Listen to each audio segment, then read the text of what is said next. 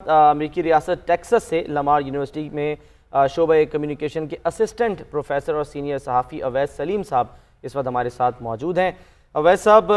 पाकिस्तान में भी आपने सहाफ़त की है और अब आप अमेरिका में ही क़याम पज़ीर हैं काफ़ी अरसे से, वहाँ पर भी इलेक्शंस देखते रहे हैं। लेकिन ये बड़ी दिलचस्प बात है कि जो बातें हम पाकिस्तान में देखते सुनते थे इलेक्शन के बाद धांधली की, अब उसकी आवाज़ें आ रही हैं डोनाल्ड ट्रंप की तरफ से, पूरे सिस्टम को निशाना बना रहे हैं। आपने बड़ा दिलचस्प जिक्र किया, बल्कि मैं अपने जिन दोस्तों के साथ यहाँ पर ब्रीफिंग्स कवर करता रहा हूँ जो सहाफ़त से वाबस्ता हैं, जब वो हैरत का इजहार करते हैं कि ये किस किस्म के सदर आ गए हैं और उन्होंने किस किस्म की पॉलिटिक्स को फ़रोग़ दिया है अमेरिका में, तो मैं उनसे यही कहता हूँ कि आपने इस किस्म की पॉलिटिक्स पहली दफ़ा देखी है। हम तो अपने रीजन में इसी तरह की पॉलिटिक्स देखते रहे हैं और इस इलेक्शन में जो अब रिजल्ट्स आ रहे हैं, ख़ासतौर पर उन स्टेट्स में जो डोनाल्ड ट्रंप ने पिछली दफ़ा जीती थी लेकिन इस दफ़ा वो फ्लिप हो रही हैं, या वहाँ पर रिजल्ट्स जो हैं वो बड़ी हद तक डेमोग्राफिक के चेंज की वजह से चेंज होते नज़र आ रहे हैं। वो एक तरह से रिफ्लेक्शन है डोनाल्ड ट्रंप की उन 4 साल की पॉलिसियों की, और ख़ास तौर पर जो अभी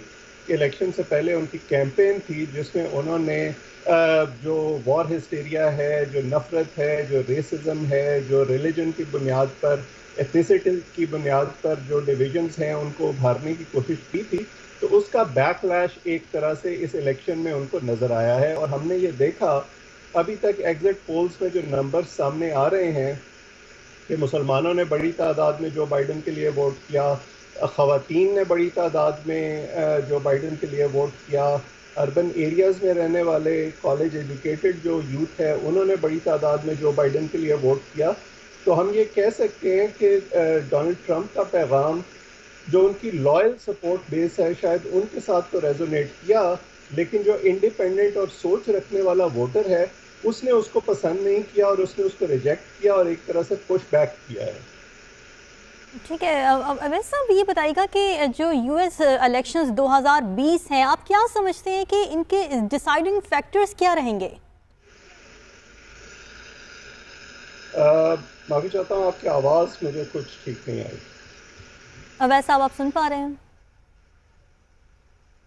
अवैस साहब मैं ये जानना चाह रही हूँ कि आप क्या समझते हैं कि जो यूएस इलेक्शंस 2020 हैं उसमें डिसाइडर्स क्या रहेंगे, कौन से ऐसे फैक्टर्स हैं, कौन सी ऐसी पॉलिसीज़ हैं जो ट्रंप की जानिब से बनाई गई जिनको तनकीद का निशाना बनाया गया, और हमने देखा कि इकॉनमी भी ख़राब रही, कोरोना के हवाले से जो पॉलिसीज़ थी उन पर भी तनकीद की जाती रही, तो आप क्या देख रहे हैं डिसाइडर फैक्टर्स क्या होंगे इस दफ़ा?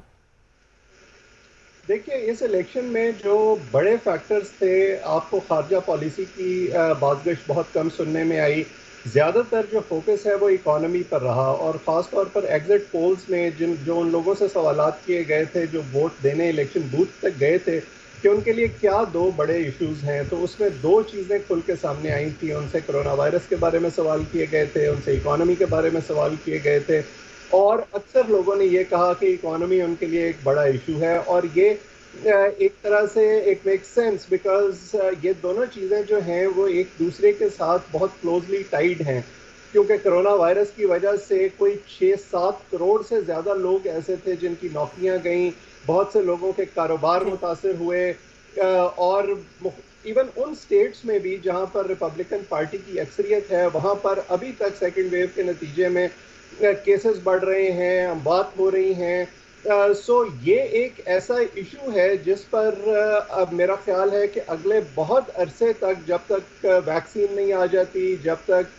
पब्लिकली अवेलेबल नहीं हो जाती, अब स्कूल्स जैसे बंद हैं या दोबारा बंद होने के करीब हैं, सो ये एक ऐसा इशू है जिसकी बाज़गश्त आपको सुनने को मिलती रहेगी अगले कई महीनों तक। और जो बाइडन का पहला चैलेंज जो है वो यही होगा कि वो जो प्रॉमिसेस करते रहे हैं कि मैं इस क्राइसिस की हैंडलिंग डोनाल्ड ट्रंप से बेहतर कर सकता था, वो क्या प्लान लेकर सामने आते हैं।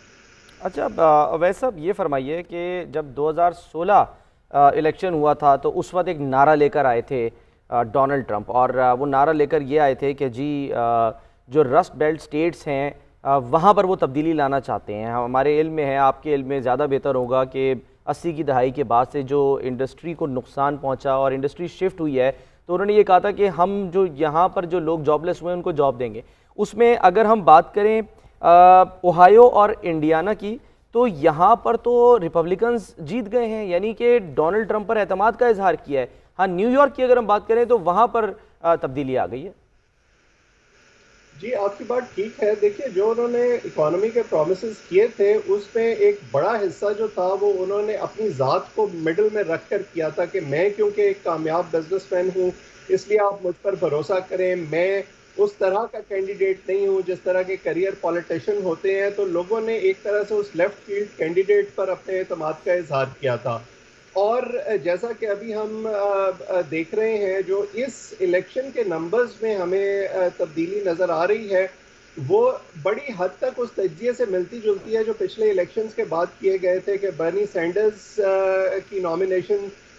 ना होने की वजह से जो नाराज़ नौजवान थे उन्होंने हिलरी क्लिंटन को वोट नहीं दिया था। मर्दों ने बड़ी तादाद में वोट नहीं दिया था हिलरी क्लिंटन के लिए। इमिग्रेंट्स ने हिलरी क्लिंटन के लिए वोट नहीं किया था, बल्कि उन्होंने किसी के लिए भी वोट नहीं किया था बड़ी तादाद में, क्योंकि वो ये समझते थे कि हम वोट दें या ना दें तो हिलरी क्लिंटन जीत जाएंगी। उसके रिफ्लेक्शन 2016 में सामने आई, लेकिन इस दफ़ा वो कोर्स करेक्शन इन तमाम तबकात ने की। अच्छा, अब डोनाल्ड ट्रंप जो है वो ये कह रहे हैं, बल्कि उनकी तरफ से रियासतों में राब्ता कर भी लिया गया है कि वो कानूनी चाराजोई करेंगे जहाँ पर नताइज उनके खिलाफ आए हैं। तो ये प्रोसीजर जो है वो कितना लंबा जा सकता है? ज़ाहिर है 20 जनवरी से पहले तो जो भी होना है वो तो होना, ये 20 जनवरी तक ही है ना सदर? वो तो जी बिल्कुल। देखिए, वो इस प्रोसेस को ड्रैग करने की कोशिश कर सकते हैं, इसको कंट्रोवर्शियल बनाने की कोशिश कर सकते हैं, लेकिन इसमें कोई ज़्यादा उनको फ़ायदा होने वाला नहीं है। ख़ास तौर पर उस सूरत में अगर पॉपुलर वोट भी जो इस वक्त नज़र आ रहा है जो बाइडन का ज़्यादा है और जो इलेक्टोरल कॉलेज है वो भी उनको मतलूबा तादाद हासिल हो जाती है। अब जैसे आज हमने देखा कि जॉर्जिया में एक जज ने जो लॉ सूट फाइल किया गया था इस बुनियाद पर कि शायद कोई बैलेट्स जो है वो बाद में शामिल कर दिए गए हैं काउंटिंग में, उसको उन्होंने डिसमिस कर दिया। सो इस तरह की कोशिश तो ये ज़रूर करेंगे अपने सपोर्टर्स को मुतमईन करने के लिए और इसमें से